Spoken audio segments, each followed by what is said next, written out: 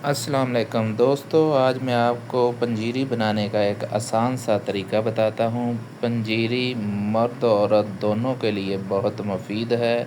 یہ جسم کو طاقت دیتی ہے۔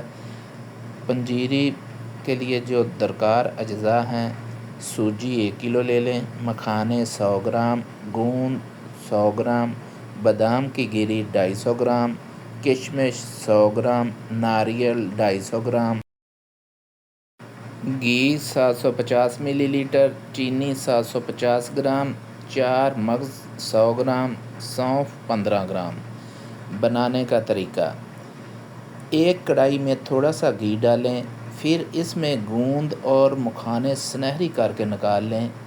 جب وہ ٹھنڈے ہو جائیں تو ہاون دستے میں ڈال کر موٹا موٹا کوٹ لیں۔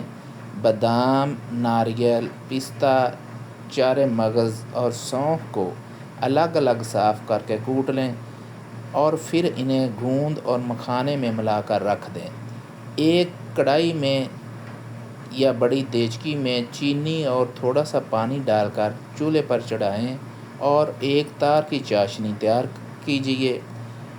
کشمش صاف کر کے چاشنی میں ڈالیے۔ جب کشمش پھول جائے تو سوجی اور دیگر تمام اشیاء چاشنی میں ڈال دیں۔ چمچ اچھی طرح ہلاتے رہیں تاکہ ساری چیزیں یکجان ہو کر چاشنی میں مل جائیں۔ جب چاشنی کا پانی خشک ہو کر صرف گھی رہ جائے تو اتار لیجیے اور 10 سے 15 منٹ بعد چمچہ اچھی طرح ہلا کر برابر کر دیں تاکہ گٹھلیاں وغیرہ نہ بننے پائیں۔